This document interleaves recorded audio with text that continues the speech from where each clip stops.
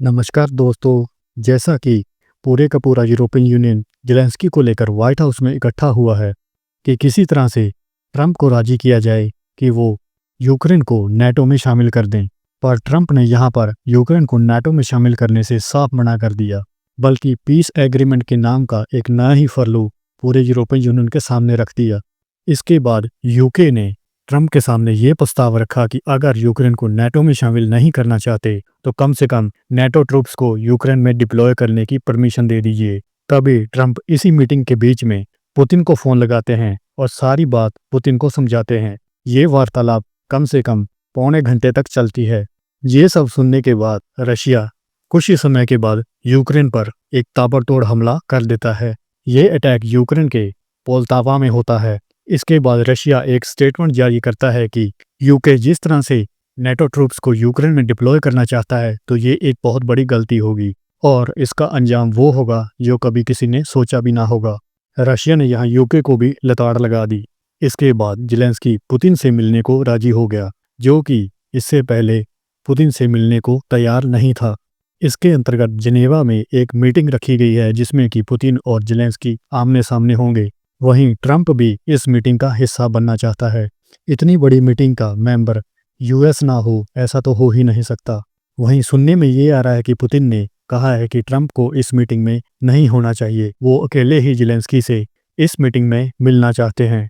इससे पहले भी 2020 में ज़ेलेंस्की पुतिन से एक ऐसी ही मीटिंग में जिनेवा में मिल चुके हैं। यहाँ पर पुतिन ने ज़ेलेंस्की के सामने 3 शर्तें रखी हैं। यूक्रेन के दोनेस्क, लुहांस्क, खेरसोन, ज़पोरिज़िया से अपने सैनिक हटाओ, यानी कि वो एरिए अब पूरी तरह से रशिया के अंडर रहेंगे।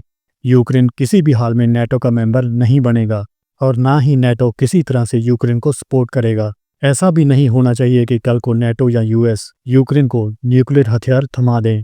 रशिया पर लगे सभी सैंक्शंस को हटाया जाएगा। ये सभी शर्तें रशिया ने यूक्रेन के सामने रखी हैं। व्हाइट हाउस में जो कुछ भी हुआ उसको देखते हुए ये भी लगता है कि ट्रंप भी पूरी तरह से पुतिन के पाले में जा बैठे हैं।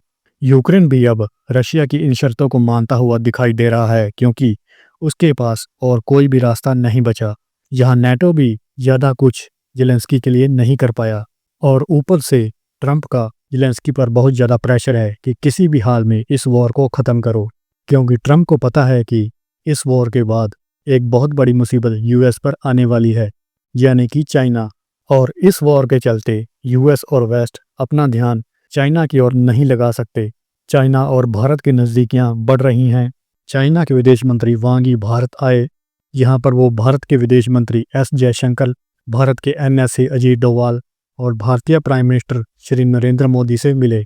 यहाँ पर दोनों देशों ने ये सहमति जताई कि हमें अपने बॉर्डर डिस्प्यूट को रिसॉल्व कर लेना चाहिए। जैसा कि आप सबको पता है कि भारत और चीन के बीच कोई भी इंटरनेशनल बॉर्डर तय नहीं है, जिसको लेकर हमेशा दोनों देशों के बीच डिस्प्यूट होते रहते हैं और वॉर भी हुई। वांग यी के इस दौरे के बाद अच्छी खबर ये निकल कर आई कि दोनों देश डिलिमिटेशन पर राजी हुए हैं, यानी कि एक ऐसा ग्रुप बनाया जाएगा जो कि पहले नक्शे से ये तय करेगा कि भारत की सीमा कौन सी है और चीन की सीमा कौन सी है। ये सब तय होने के बाद उसे ज़मीनी तौर पर लागू किया जाएगा, जो कि मेरे हिसाब से एक लंबा प्रोसेस होने वाला है, बट कम से कम शुरुआत तो हुई।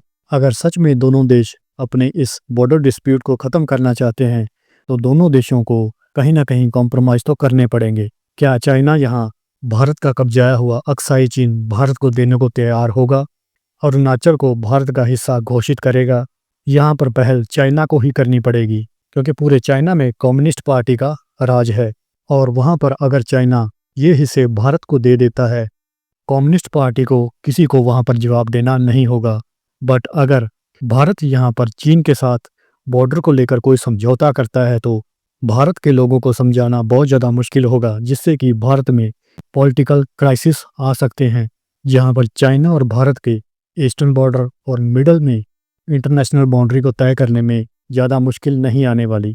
तो ये दोनों देश इन 2 जगहों पर अपने इंटरनेशनल बॉर्डर तय कर सकते हैं। बट मेन समस्या आएगी अक्साई चीन यानी कि वेस्टर्न बॉर्डर को लेकर, जो कि चाइना ने कब्जा रखा है।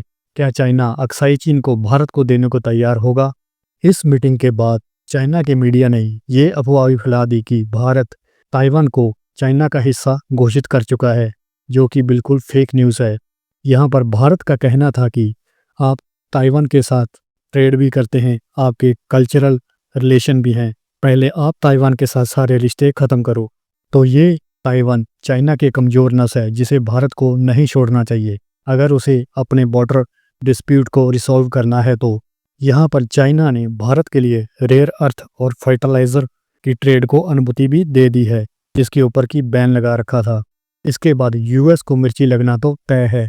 यहाँ पर चाइना को भी अपना आने वाला वक्त दिखाई दे रहा है, इसलिए वो हर तरह से जी तोड़ से कोशिश कर रहा है कि ब्रिक्स को ज़्यादा से ज़्यादा मजबूत बनाया जाए, क्योंकि चाइना को यहाँ पता है कि एक बार यूक्रेन रशिया युद्ध खत्म होने के बाद, जो कि खत्म हो ही जाएगा, उसके बाद यूएस और वेस्ट का पूरा ध्यान चाइना की तरफ होगा। यहाँ पर भारत के ऊपर सैंक्शंस लगाना, टैरिफ लगाना, जिसका मेन मकसद ये नहीं कि आप रशिया से ऑयल खरीदना बंद करो, उसका मेन मकसद यहाँ ये है कि आप चाइना से दूर रहो। यहाँ पर यूएस खुलकर तो चाइना का नाम ले नहीं सकता, क्योंकि अगर वो ऐसा करता है तो चाइना अपने सारे एक्सपोर्ट्स यूएस को बंद कर देगा, जिसमें कि ये रेयर अर्थ भी शामिल हैं। वरना रशिया के साथ सबसे बड़ी ट्रेड तो यूएस और यूरोपियन यूनियन ही करते हैं।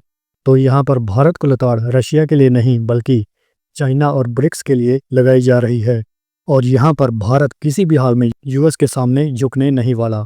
यूएस ने पहले टैरिफ लगाए, फिर ईयू के जरिए सैंक्शंस लगवाए, फिर टैरिफ को डबल किया, डिफेंस टेक्नोलॉजी ट्रांसफ़र एग्रीमेंट को कैंसिल करने की धमकी दी, भारत के साथ किए हुए सभी डिफेंस एग्रीमेंट को कैंसिल करने की धमकी दी, और अगला कदम ट्रंप ये उठा सकता है कि वो भारत के सीईओस जो कि अमेरिकन कंपनीज में काम करते हैं, उनको अपना टारगेट बना सकता है।